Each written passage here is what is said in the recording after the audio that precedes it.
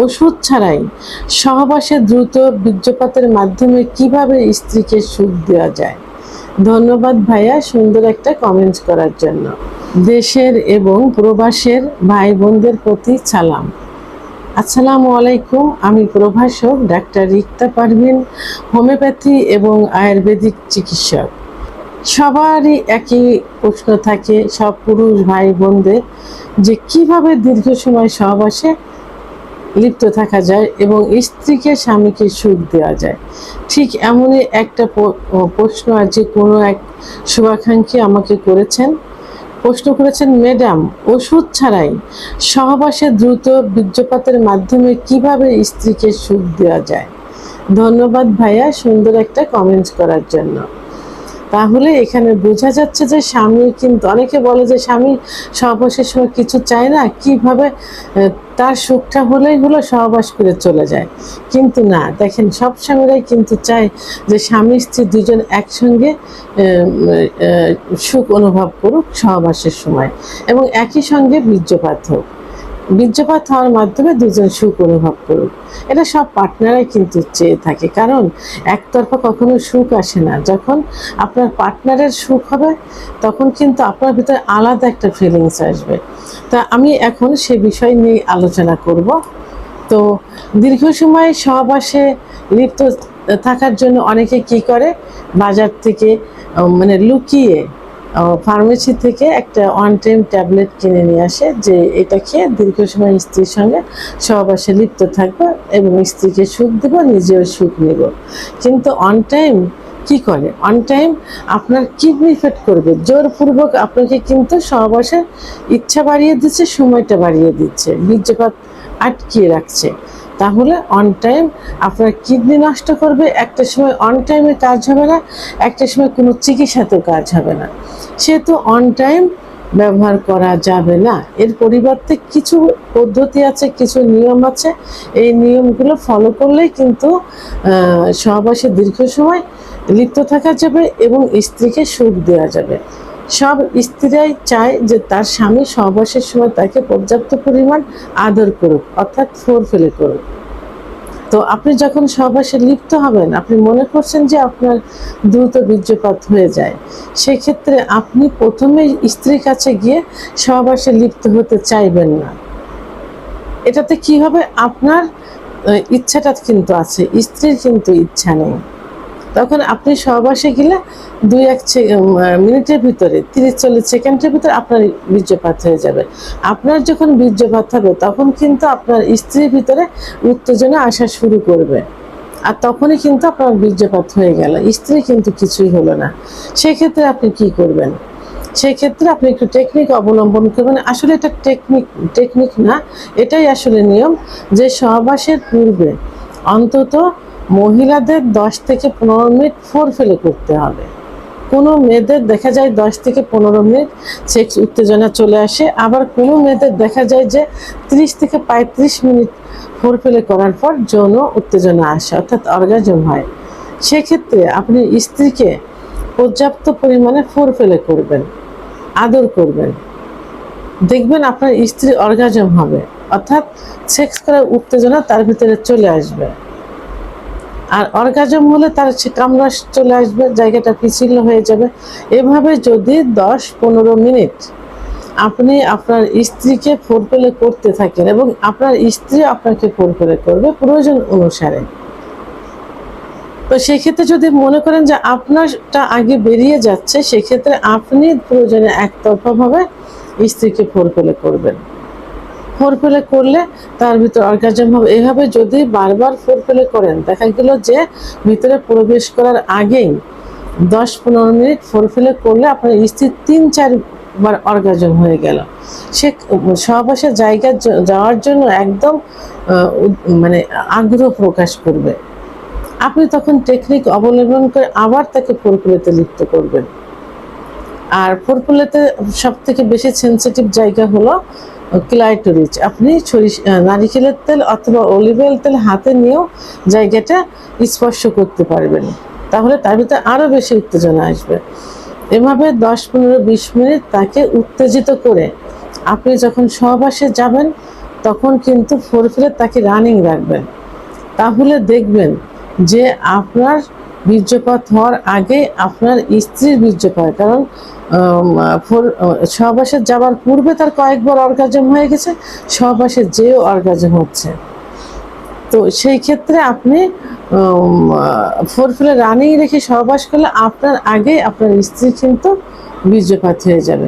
তাহলে এখানে আপনি ফোরফিলে সহ ভিতরে ইন করা সহ একটু সময় নিয়ে স্ত্রীকে সুখ দিতে পারছেন এবং আপনিও লাস্টে যে বীর্যপাত করতে পারছেন, আপনিও সুখ পাচ্ছেন, আপনার স্বামী, আপনার স্ত্রী ফোরফিলের সময় অর্গাজম সহ এবং ভিতরে প্রবেশ করানোর পর বীর্যপাত সহ সেও সুখ পাচ্ছে। তাহলে 1 নম্বর টেকনিক অবলম্বন করলেন। এবার 2 নম্বর যে টেকনিকটা সেটা হলো যে আপনি যখন সহবাসে লিপ্ত হবেন ফোরফিলে করার পর, তারপরেও আপনি দেখছেন যে আপনার আগেই বীর্যপাত হয়ে যাচ্ছে, কিন্তু যখন বীর্যপাত হয়ে যাওয়ার উপক্রম হবে তখন কিন্তু আপনি যদি লিঙ্গ বের করে ফেলেন তাহলে কিন্তু ঠেকাতে পারবেন না, ভিতরেই পড়ে যাবে অথবা বাইরে এসে কিন্তু বীর্য বেরিয়ে যাবে। তা আপনাকে টেকনিক অবলম্বন করতে হবে থেমে থেমে সহবাস করা। এটাকে স্টার্ট অ্যান্ড স্টপ থেরাপি বলা হয়। Start and stop therapy. আপনি সহবাসে গেলেন, একবার দুবার সঞ্চালন করলেন, আবার আপনি বের করে ফেললেন, বের করলে স্ত্রীকে ফোরফিলে করতে থাকবেন, স্ত্রীও বুঝতে পারবে না, স্ত্রী ভাবে যে মনে হয় এরকমই। স্ত্রীকে ফোরফিলে করলেন, একটু স্টপ থাকলেন, আবার ইন করলেন, আবার একবার সঞ্চালন করলেন, মনে হবে যে হয়তো বেরোতে পারে, ঠিক সেই মুহূর্তে আবার আপনি বের করে ফেলবেন স্ত্রীকে। আবার তখন একটু ঠোঁটে চুম্বন দিলেন, কপালে দিলেন, স্ত্রীর মাথার ভিতর চুলে হাত দিলেন, গলায় স্পর্শ করলেন, এভাবে একবার ইন করলেন, বের করে ফেললেন। করলে দেখা যাবে যে আপনি 5-6 মিনিট 10 মিনিট মতো কিন্তু এটা এই টেকনিকটা অবলম্বন করতে পারছেন। এটাতে আপনার স্ত্রীও বুঝতে পারলো না, আপনিও তাকে সুখ দিতে পারলেন এবং একই সঙ্গে প্রায় বীর্যপাত হয়ে গেল। এটা 2 নম্বর। 3 নম্বর হলো আপনি দেখছেন যে সহবাস অর্গাজম করলে, সহবাসে গেলে আপনার দ্রুত বীর্যপাত হয়ে যাবে। তখন আপনি কি করবেন? তখন আপনি জেনে রাখবেন যে আপনার স্ত্রীর যে যোনিপথ, এই যোনিপথটা কিন্তু রাউন্ড থাকে, এইভাবে রাউন্ড মানে ঘুরানো থাকে। নিচে কি থাকে? নিচেই থাকে রেকটাম, মলদ্বার, দুপাশে রান থাকে, দুপাশে রান, আর উপরে প্রসাবের যে জায়গা থাকে তার নিচে উপরে এইখানে জি স্পট একটা জায়গা আছে, জি স্পট জায়গা। এই জায়গাটায় লাগাতার ঘর্ষণ দিলে স্ত্রী কিন্তু বীর্যপাত হয়। অনেক স্বামী যে স্ত্রীর বীর্যপাত হয় এটাই বুঝতে পারে না, আর স্ত্রীর বীর্যপাত কিন্তু প্রসাবের মতো হয়, পানির মতো বের হয়। তো আপনি যখন সহবাসে যাবেন একটু টেকনিক অবলম্বন করে আপনার লিঙ্গটা নিচের দিকে অনেকে নিচের দিকে ধাবিত করে কিন্তু সহবাস করে, ধাবিত না করে এই পুরুষাঙ্গটা উপরের দিকে ধাবিত করবেন। কারণ এই উপরের দিকে এখানেই যদি বেটে মেয়ে হয় তাহলে 1.5 থেকে 2 ইঞ্চি ভিতরে থাকে জি স্পট জায়গা, আর যদি লম্বা মেয়ে হয় তো 2 থেকে 2.5 ইঞ্চি ভিতরে জি স্পট জায়গা থাকে। তো আপনি যখন উপরের দিকে ঘর্ষণ দিচ্ছেন তখন কিন্তু আপনার লিঙ্গটা তার জি স্পট জায়গায় ঘর্ষণ লাগবে। তখন কি হবে? আপনার স্ত্রী দ্রুত বীর্যপাত হয়ে যাবে। ঠিক আছে, এটা টেকনিক অবলম্বন করে। এবং এই টেকনিকটা আপনি কি করতে পারেন? আপনি প্রথমে নিজে সহবাস করলেন, যদি একটু দীর্ঘ সময় চান নিজে সহবাস করলেন, আবার স্ত্রীকে শুয়ে স্ত্রীকে দিয়ে সহবাস করলেন। কারণ যখন মেয়েরা উপরে উঠে সহবাস করে তখন তাদের ঘর্ষণটা কিন্তু জি স্পট জায়গায় লাগে, কারণ লিঙ্গ তখন কিন্তু নিচের দিকে ধাবিত হয় না, তখন লিঙ্গ কিন্তু উপরের দিকে ধাবিত হয়। তাহলে কি হলো? আপনার স্ত্রীকে উপরে দিয়ে আপনি সহবাস করতে পারেন, আবার আপনি নিচে থেকে স্ত্রীকে নিচে রেখে যদি সহবাস করেন তাহলে লিঙ্গটা উপরের দিকে ধাবিত করবেন। তাহলে কিন্তু আপনার স্ত্রী সুখ অনুভব করলো।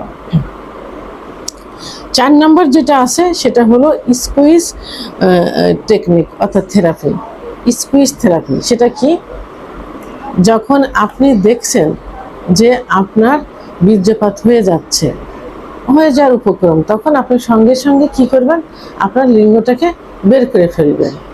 বের করে ফেললে আপনার স্ত্রীকে আগে থেকে আপনি এই টেকনিকটা অবলম্বন করাবেন।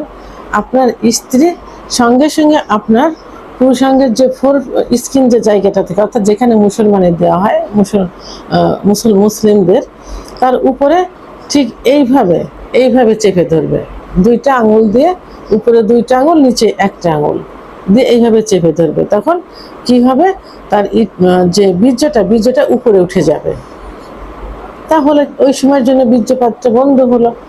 এরপরে আবার সহবাস করলেন, আবার যদি সেরকম হয় তাহলে আবার বের করলেন, আবার আপনার স্ত্রী এইভাবে চেপে দিল হাত দিয়ে, তখন আবার বীর্যটা উপরে উঠে গেল। এইভাবে কয়েকবার 5-6 মিনিট, যাদের একেবারেই সমস্যা বেশি, যাদের সমস্যা নেই, তারাও যদি আরেকটু সুখ পেতে চান তারাও এই টেকনিক অবলম্বন করতে পারেন। তো এটা হলো স্কুইজ টেকনিক অর্থাৎ থেরাপি। তো এইভাবেই এই থেরাপিটা আপনি কয়েকবার করতে পারেন, এভাবে আপনি 7-8 মিনিট সময় পেয়ে যাবেন। আর এই যে যে টেকনিকগুলো, এই টেকনিকগুলো কিন্তু হুবহু দেশের বাইরে, বিশেষ করে এশিয়া মহাদেশে কিন্তু এগুলো কিন্তু অবলম্বন করে থাকে। তো তাহলে সহবাসের দীর্ঘ সময় লিপ্ত থেকে স্ত্রীকে সুখ দেওয়ার যে 4টি টেকনিক আমি বললাম, এইগুলো আপনারা ফলো করতে পারেন এবং বিভিন্ন ইউটিউব চ্যানেল আপনারা সার্চ দিয়েও দেখতে পারেন যে এই টেকনিকগুলো পাশ্চাত্য অনেক দেশেই কিন্তু অবলম্বন করে থাকে। এই জন্য অন টাইম ওষুধের কোনো প্রয়োজন নেই। যদি যৌন অক্ষমতা হয়ে থাকে তাহলে অবশ্যই সরাসরি আপনারা চিকিৎসা নেবেন। আর চিকিৎসা নেওয়ার আগে যে সমস্যাটা হয়ে থাকে সেটা মোকাবেলা করার জন্য, ফেস করার জন্য আপনারা অন টাইম ওষুধের পরিবর্তে এই 4টা টেকনিক অবলম্বন করতে পারেন। ভিডিওটি সম্পর্কে যদি কোনো মতামত থেকে থাকে অবশ্যই কমেন্টের মাধ্যমে জানাবেন। আর ভিডিওটি ভালো লাগলে লাইক, কমেন্ট, সাবস্ক্রাইব করে আমার সঙ্গে থাকুন। আল্লাহ হাফেজ।